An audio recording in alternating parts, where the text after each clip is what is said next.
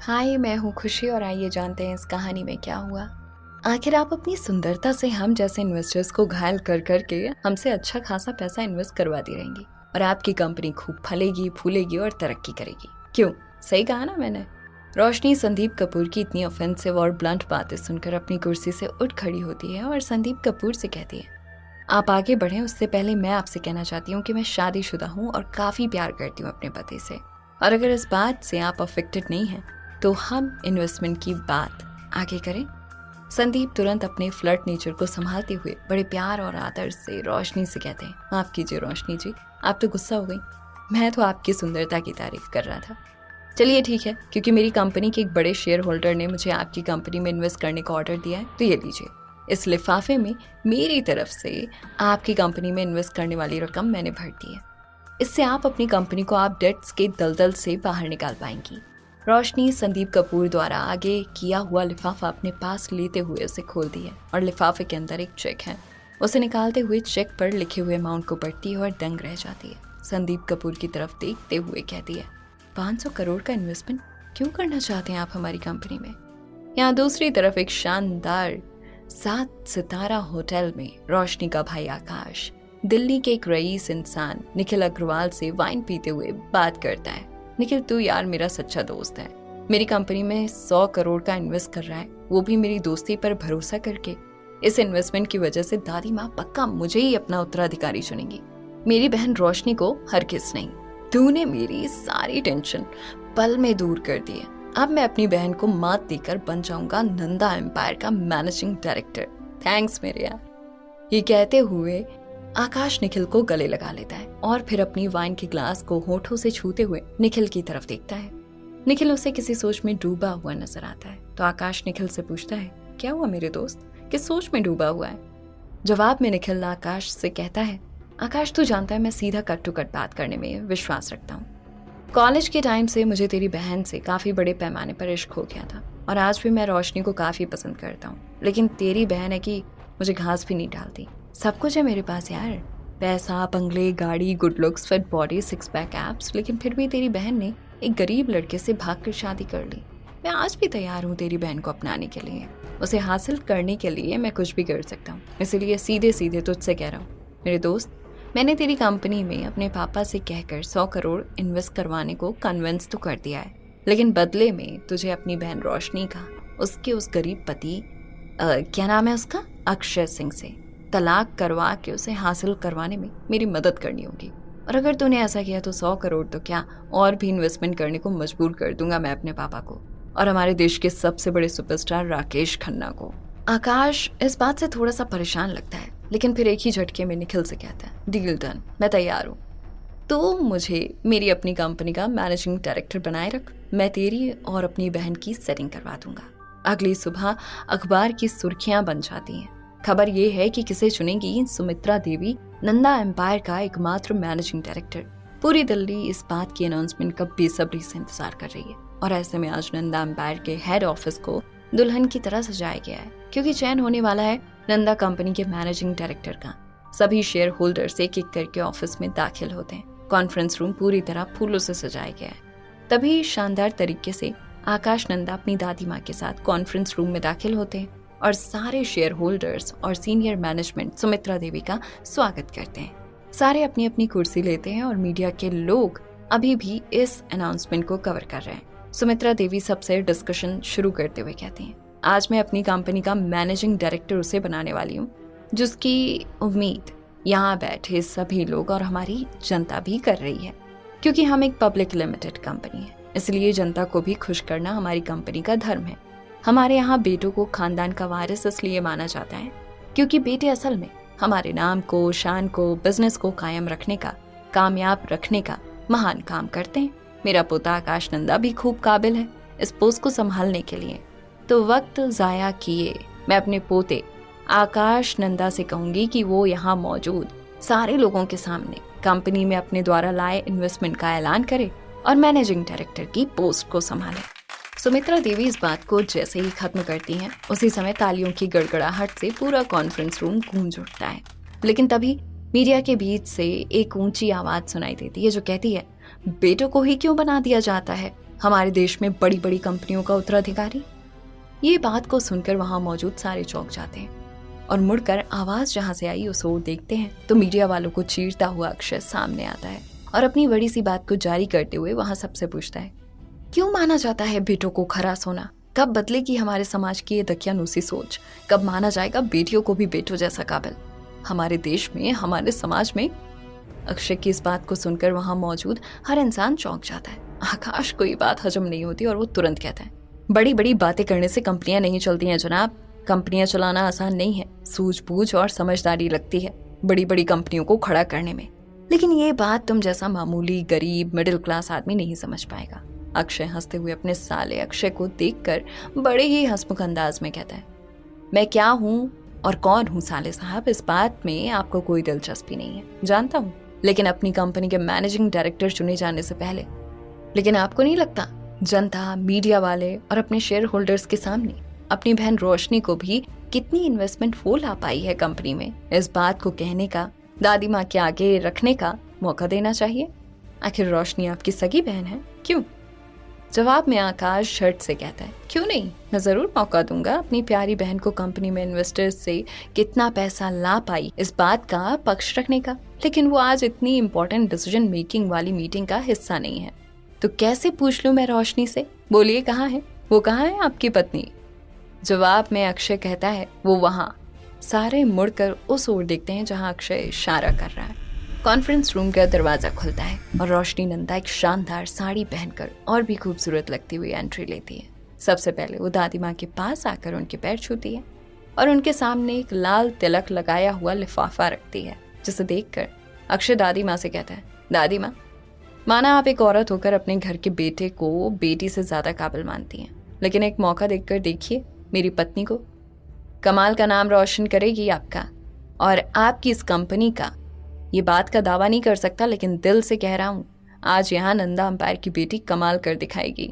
दादी माँ को अक्षय की कही बात खरी लगी और वो तुरंत अपने सामने पड़े लिफाफे को उठाती हैं और खोलते हुए चौंक जाती हैं, ये कहते हुए, 500 करोड़ का इन्वेस्टमेंट लाई हो तुम रोशनी, हमारी कंपनी के लिए? इस बात से वहां मौजूद सभी लोग चौंक जाते हैं। 500 करोड़ का ही इन्वेस्टमेंट लाई है मेरी बीवी आपकी कंपनी के लिए। दादी माँ, चौंकिए मत। दादी माँ जो चौंक कर शांत हो गई थी, उनसे अक्षय मुस्कुराता हुआ कहता है। अक्षय की बात सुनकर आकाश गुस्से से दादी माँ से चेक लेता है और देखकर खुद हक्का बक्का रह जाता है और गुस्से में सबके सामने 500 करोड़ का चेक दिखाकर कहता है, ये देखिए मेरी बहन और उसके इस निठल्ले पति ने कितना बड़ा मजाक किया है। आज इस मीटिंग में हमारी कंपनी के प्रमोटर और मेरी दादी माँ सुमित्रा नंदा के साथ, क्या लगता है तुम्हें, तुम और तुम्हारा पति मिलकर ये मजाक करेंगे और हम मान लेंगे? अरे चेक दादी माँ के हाथ में देने से पहले एक बार चेक किसने साइन किया है कम से कम ये तो देख लेते। ये देखो, ये चेक किसने साइन किया है? किसी कमलेश ओझा ने। लेकिन यहाँ मौजूद सारे लोगों को और मीडिया तक को पता है कि कपूर इन्वेस्टमेंट्स के सिग्नेटरी कमलेश ओझा नहीं, नमेश दुबे हैं, और इस बात को मैं अभी सबके सामने साबित करता हूँ। Just wait and watch.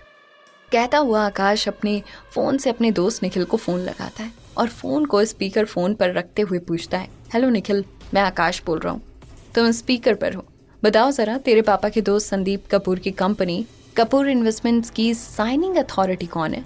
क्योंकि यहाँ सबको इस बात को लेकर थोड़ी कंफ्यूजन है, इसलिए मैंने सीधा तुझे फोन कर दिया, क्योंकि मैं जानता हूँ कि कपूर इन्वेस्टमेंट्स में तेरे पापा भी एक शेयर होल्डर हैं। बताओ।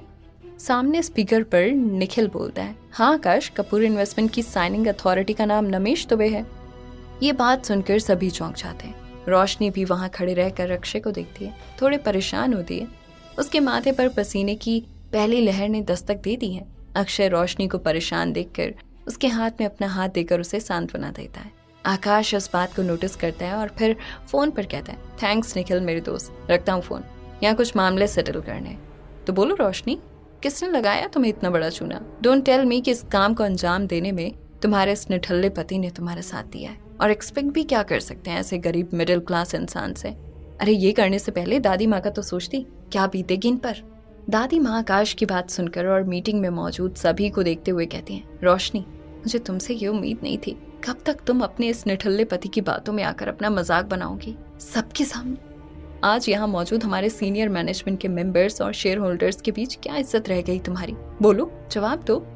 इसका जवाब मैं देना चाहता हूँ दादी माँ। अपनी बीवी को परेशान देकर दादी माँ की बात को काट कर अक्षय कहता है, मैं यहाँ मौजूद सभी से ये कहना चाहता हूँ कि किसी को भी इतना कुछ सुनाने से पहले सभी फैक्ट्स चेक कर लेने चाहिए। दादी माँ झट से अक्षय से कहती हैं, तुम कहना क्या चाहते हो? साफ शब्दों में कहो। साफ साफ ही कह रहा हूँ दादी माँ, यहाँ सबके पास मोबाइल फोन तो होगा ही, है ना? तो अपने फोन निकालिए और आज सुबह हर न्यूज चैनल पर फ्लैश हुई उनकी 10 बजे की न्यूज की हेडलाइंस चेक कीजिए। सारे हड़बड़ी में अपने अपने मोबाइल निकाल कर चेक करते हैं और न्यूज फ्लैश चेक करके सारे अक्षय की तरफ देखते हैं। अक्षय उन सबके चेहरे देखकर अपने मजाक के अंदाज में पूछता है, क्या हुआ? सभी के चेहरों पर 12:30 क्यों बजे? क्या दिखाया है न्यूज चैनल वालों ने? कोई बोलकर यहाँ मौजूद सभी लोगों को बताना चाहेगा? वहां मौजूद सभा में से एक आदमी उठकर खड़ा होता है और सबके सामने न्यूज पढ़ते हुए कहता है, कपूर इन्वेस्टर्स की साइनिंग अथॉरिटी में कल शाम हुआ बदलाव। सालों से साइनिंग अथॉरिटी का पद संभाले नमेश दुबे का अचानक इस्तीफा मांगकर ऑफिशियल सिग्नेटरी में बदलाव हुआ है और कंपनी के नए साइनिंग अथॉरिटी हैं कमलेश ओझा। ये बात सुनकर पूरे कॉन्फ्रेंस रूम में सन्नाटा छा जाता है। रोशनी अक्षय की तरफ देखती है और अक्षय उसे काम डाउन रहने को कहता है। रोशनी के चेहरे पर एक स्माइल है। अक्षय उसकी स्माइल को देखकर मन ही मन खुश होकर दादी माँ और आकाश से पूछता है बड़ी कॉन्फिडेंटली।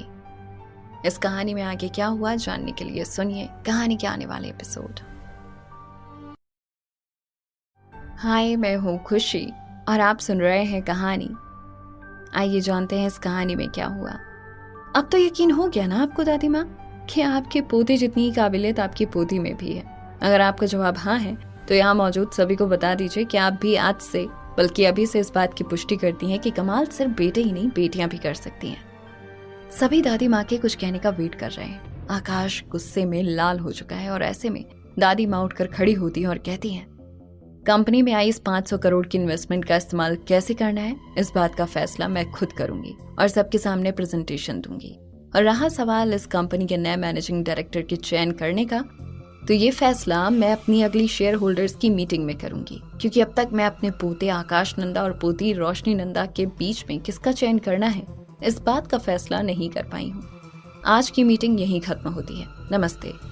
कहते हुए दादी माँ सीधा बाहर की तरफ प्रस्थान करने लगती हैं। इस बात से वहां मौजूद सारे लोग चौंक जाते हैं और वहीं बाहर जाती हुई दादी माँ को रोककर रोशनी कहती है, दादी माँ 1 मिनट रुकिए। दादी माँ रुक जाती हैं और मुड़कर रोशनी की तरफ देखने लगती हैं। रोशनी चलकर उनके पास आती है और बड़े आदर के साथ उनसे पूछती है, दादी माँ आपने कहा था कि मेरे और आकाश में से जो भी कंपनी में ज्यादा इन्वेस्टमेंट लेकर आएगा आप उनको कंपनी का मैनेजिंग डायरेक्टर बनाएंगे, तो आज आपने वो फैसला क्यों नहीं लिया? दादी माँ रोशनी को लुक देती हैं और फिर आकाश को लुक देती हैं और फिर अपने स्ट्रिक्ट अंदाज में कहती हैं, वो इसलिए रोशनी क्योंकि तुम्हारी शादी हो चुकी है। हमारे देश में शादी के बाद लड़की का असली घर उसका ससुराल होता है, मायका नहीं। 3 महीने पहले तुम्हारी शादी अक्षय के साथ हो चुकी है, इसलिए हमारे एम्पायर का मैनेजिंग डायरेक्टर तुम्हें बनाने से पहले मैं फिर एक बार इस बात के बारे में सोचना चाहूंगी। दादी माँ ने जैसे ही ये बात कही वैसे ही अपनी हाजिर जवाबी वाले अंदाज में अक्षय बीच में कूदकर दादी माँ से कहता है, माना दादी माँ की रोशनी और मेरी शादी हो चुकी है, लेकिन उसने इस इन्वेस्टमेंट को आपकी कंपनी में लाने से पहले एक बार नहीं सोचा। जानती हैं क्यों? क्योंकि रोशनी इस कंपनी को अपना मानती है, अपने स्वर्गवासी पापा की मेहनत से खड़ी की हुई कंपनी मानती है। अपनी काबिलियत पर 500 करोड़ का इन्वेस्टमेंट लेकर वो अपनी खुद की कंपनी भी खोल सकती थी, लेकिन उसने ऐसा नहीं किया। इस बात को कैसे नजरअंदाज कर सकती हैं आप? एक बार फिर सोचिए और मेरी रोशनी को अपनी कंपनी का मैनेजिंग डायरेक्टर बना दीजिए, वो डिजर्व करती है ये पोस्ट, प्लीज दादी माँ। ये कहते हुए अक्षय की आंखों में आंसू आते हैं और अपने लिए अपने पति को खड़ा होते देखकर रोशनी की आंखें भी भर आती हैं। आकाश भी टेंशन में है कि कहीं दादी माँ अक्षय की इमोशनल कर देने वाली बातों में ना आ जाए और वो दादी माँ से कुछ कहने को होता है तब दादी माँ उसे हाथ दिखाकर रोकते हुए कहती हैं, मैं अपना फैसला सुना चुकी हूँ सबको। अगली शेयर होल्डर्स मीटिंग में मैं अपना चयन करके मैनेजिंग डायरेक्टर के नाम की घोषणा सबके सामने कर दूंगी। ये कहते हुए दादी माँ ऑफिस से बाहर चली जाती हैं। सभी एक दूसरे को देखते रह जाते हैं। रोशनी अक्षय को देखती है तो अक्षय उसके आंसू पोंछता है और आकाश इनकी बॉन्डिंग को देखकर गुस्से से आग बबूला हो जाता है। यहाँ रोशनी रोते हुए अपने घर में दाखिल होती है और अक्षय उसके पीछे पीछे अंदर आता है कहते हुए, रोशनी प्लीज रोना बंद करो, तुमने अपना बेस्ट किया है। मुझे पता है दादी माँ तुम्हें ही चुनेंगी। मैनेजिंग डायरेक्टर की पोस्ट के लिए, ट्रस्ट मी। तभी एक आवाज दोनों को चौंका देती है, बिल्कुल मत आना इस कामचोर की बातों में। दोनों मुड़कर देखते हैं तो हाथ में पूजा की थाली लिए सीढ़ियों से नीचे उतरती हुई रोशनी की मम्मी रोमानंदा वहां आती है। अक्षय अपनी सास को देखकर मजाकिया तौर से हंसता हुआ उनके पैर छूता है और कहता है, सासू माँ कभी तो अपने जमाई पर भरोसा करके देखिए, निराश नहीं करूंगा। तो जवाब में रोमा कहती है, हट परे, पास मत आइयो, कह देंदिया। रोशनी अपनी माँ से पूजा की थाली लेकर टेबल पर रखते हुए कहती है, मॉम अक्षय आपका जमाई है, यही सच है। आज हमारी कंपनी में 500 करोड़ की इन्वेस्टमेंट मैं लाई हूँ। इसका कारण सिर्फ अक्षय है। इसने अपनी स्मार्टनेस और सबके साथ अपने रिश्ते बनाकर रखने वाले नेचर की वजह से आज मेरा नाम रोशन किया है। इसीलिए प्लीज मेरे पति से इस तरह बात मत कीजिए। तो जवाब में रोमा कहती है, हाँ हाँ ठीक है, समझ गई, लेकिन कहाँ मेरी बेटी राजा भोज के खानदान की और कहाँ मेरा जमाई गंगू तेली जैसा। रिश्तेदारी बराबरी में होती है, लेकिन न जाने कैसे इसने मेरी मासूम सी बच्ची को बरगला के फंसा दिया और भागकर शादी कर ली। ये बात कहकर वो ऊपर की तरफ चली जाती है। जाते जाते अक्षय अपनी सास से घोषणा वाले जोन में चिल्लाते हुए कहता है, मैं जानता हूँ सासू मॉम, आप मुझसे बहुत प्यार करती हैं, बस दिखाने में कंजूसी करती हैं। जैसे ही अपनी मॉम को अक्षय का इस तरह इज्जत देते हुए रोशनी देखती है, वो पूछती है, मेरी पूरी फैमिली तुम्हें हर रोज इतना सुनाती है, लेकिन तुम्हारे चेहरे पर ये मुस्कान हमेशा कायम रहती है। कैसे रहते हो तुम ऐसे हंसते मुस्कुराते हमेशा? तुम्हारी वजह से, तुम्हारे प्यार की वजह से हर तिरस्कार उसके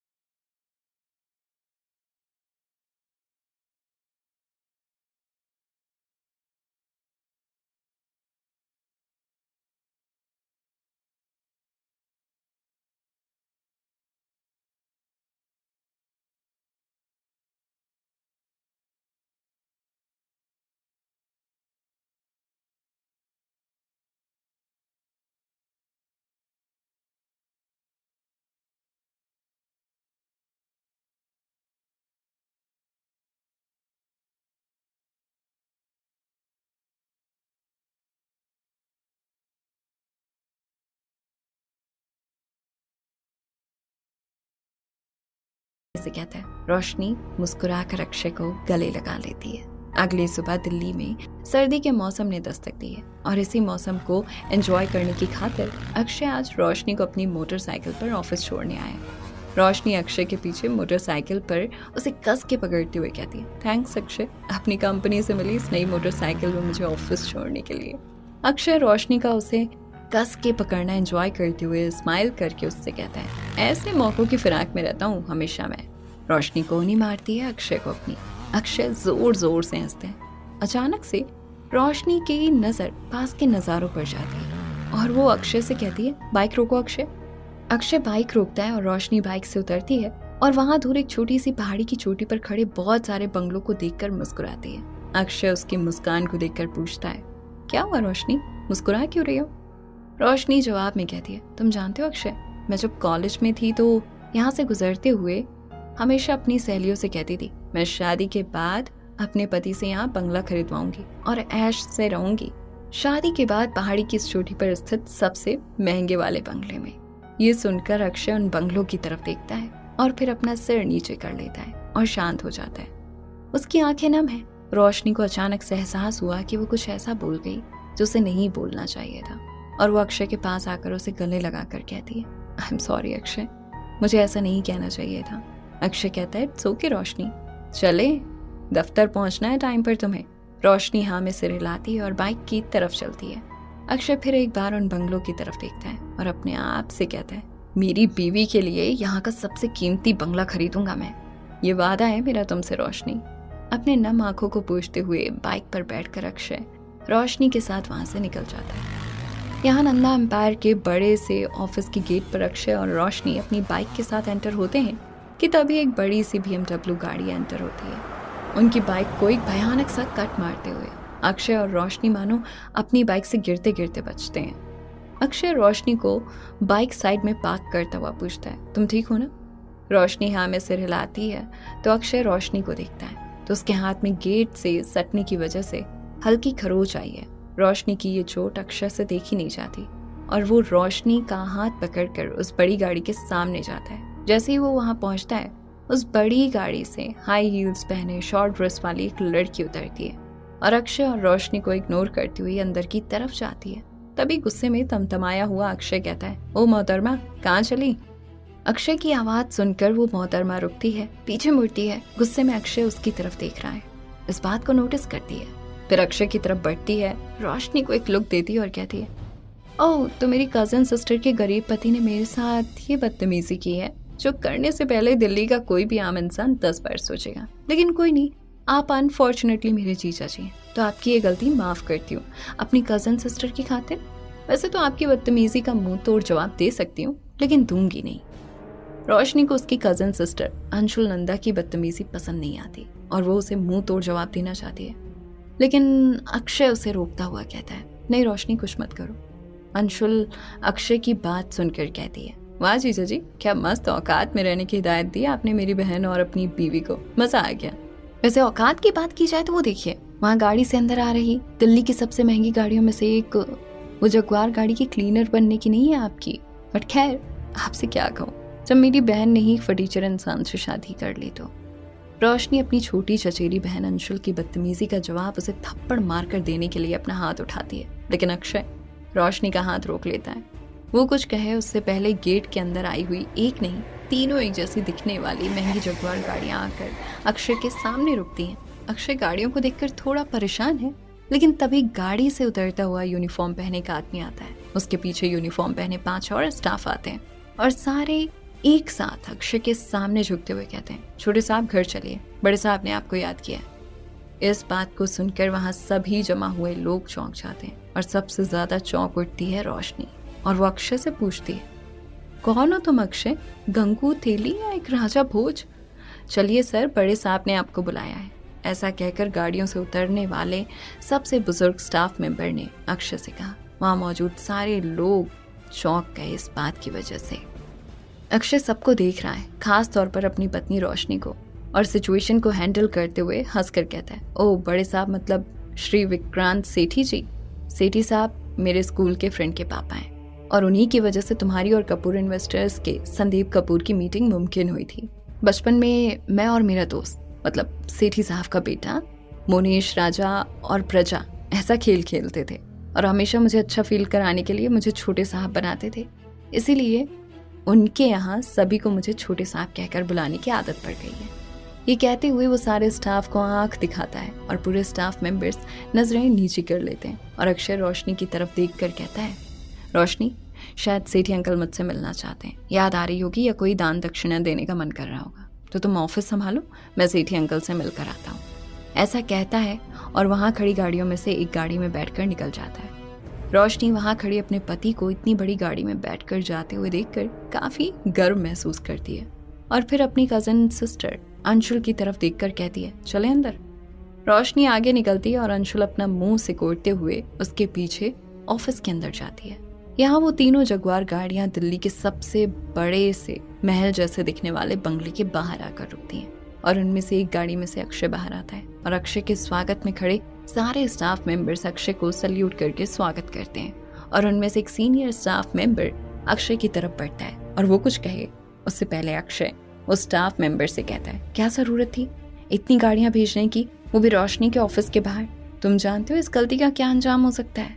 इस कहानी में क्या हुआ जानने के लिए सुनिए कहानी के आने वाले एपिसोड।